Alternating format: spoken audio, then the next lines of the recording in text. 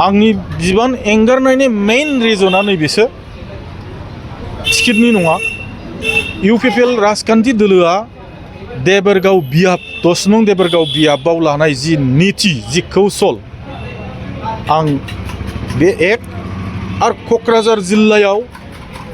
UPPL राजनीति दोलोआ जि नीति जि कौशल जि स्ट्रेटेजि बे 2 आरो ओभारअल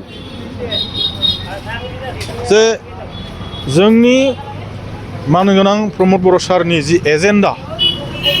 मंगल ग्रहनि जि एजेन्डा लानानै जि खामानि मावनाय आं बेखौ साबजानो हानाय जायाखै। बाथ्राया सैथो आङो गोलाव सम क'क्राझार जिल्ला इउपिपिएल राजनीति दोलोनि गायसनगिरि सासे गाहाय नेहाथारि हिसाबै बै समनिफ्राय मावबोनानै आङो क'क्राझार जिल्ला इउपिपिएल राजखान्थि दोलोनि लोगो आफादगिरि हिसाबैबो खामानि मावबोदों आरो बिनि अनगायैबो आङो पिसिडिआर मुङाव खेबसे आरो इउपिपिएल मुङै खेबसे राजनीतिक दोलोआ आंखौ एमब्रायै खावलायबाय थानायलाय आङो राजनीति दोलोनि जानानै हाग्रामा महिलारिजों 10 नं देबरगाव बियाबाव आङो जे बिसायख'थिनि जुजिनाय बे जुजिनायखौ आङो जुजिबोनो मोनदों। दा आङो माखासे आंनि बेक्तिगत एंगार हायै खारनाव आङो राजनीतिक बे रानिं मोनसे राजनीतिक दोलोनिफ्राय आं गावखौ एरायनानै थानो गोनां जादों। दा बेनिखायनो आङो दिनैहाय फर्मेलि आङो आंनि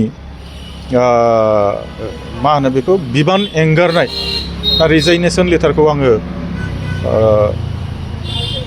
मिरु इउपिपिएल दोलोनि अफिसाव होनानै फैदों आरो आङो नोंथांमोनजोंबो बेखौ शेयार खालामनाय जादों। बिसायख'थिनि जितु बिजाथि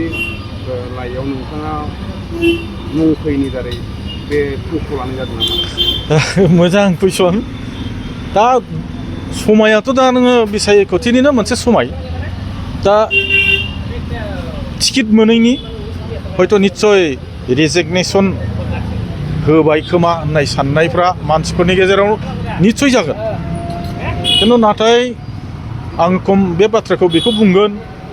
आं टिकेटबो बियाखै आं एप्लिकेसनबो होआखै आरो आङो थांनाय बारावबो आङो खननै गेलेबाय खननैबो आं एप्लिकेसन होखायाखैबा आरो देग्लायबो होखायाखै आं। दा जायखिजादोला आंनि बिबान एंगारनायनि मेइन रिजना नैबेसो टिकेटनि नङा। इउपिपिएल राजखान्थि दोलोआ देबरगाव बियाब 10 नं देबरगाव बियाबाव लानाय जि नीति जि कौशल आं बे एक आरो क'क्राझार जिल्लायाव इउपिपिएल राजनीति दोलोआ जि नीति जि कौशल जि स्ट्रेटेजि बे 2 आरो ओभारअल जे जोंनि मानगोनां प्रमद बर' सारनि जि एजेन्डा मंगल ग्रहनि जि एजेन्डा लानानै जि खामानि मावनाय आं बेखौ साबजानो हानाय जायाखै। दा आं सानो जोंनि क'क्राझार ओनसोलनि मानसिफ्रा इसिबां मंगल ग्रहआव थांनो हानाय दिनैसिम मंगल ग्रहनि एजेन्डायाव खारफानो हानाय मोनसे माबा जायाखै। सादा सिदायैनो जोंनि क'क्राझारबासिया सोलियो। दा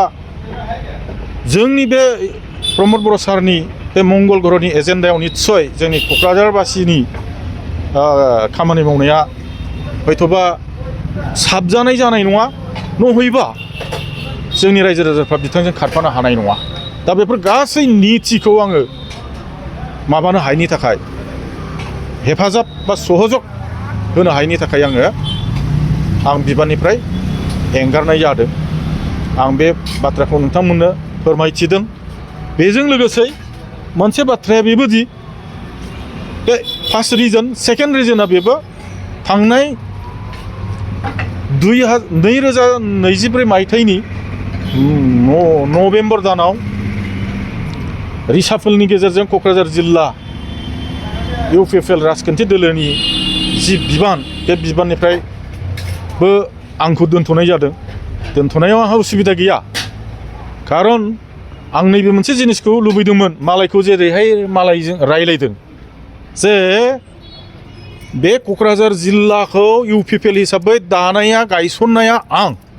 बै समाव आरो खेबनै आङो राजनितिक दोलोनि जानानै आंनि नांगौनि थाखाय नङा राजनितिक दोलोआ आंखौ नांगौनि खारनाव आङो हाग्रामाजों गिथाव बाथाव मोनसे परिबेसावबो आं गेलेबोदों देबोरगाव बिजाबाव नाथाय दिनै आंखौ बिदाय होनायनि बेलायाव मिनिमाम मोनसे सिम्पेथि मिनिमाम मोनसे फ्रेन्डशिप आंनो होयैनि थाखायबो आङो मोनसे गेदेर मोनसे लाजिनांनाय बा दुखु मोननाय मोनदों आं ओंखायनो बुंदों मंगल ग्रहनि एजेन्डा लानानै खामानि मावनाय प्रमद बर' सारा बैबादि लेभेलाव सेकेन्ड टाइम होनो हाया दा बेबादियाव आंबो खारफानो हाखानाय नङा आरो आं नुयो दिनैहाय आं सिनायो क'क्राझारनि रायजो राजाफ्रा मंगल ग्रहनि एजेन्डासिम खामानि मावनो हानाय जाथ'वाखै होननानै आं सानो थारैनो नोंथाङा दोलोनि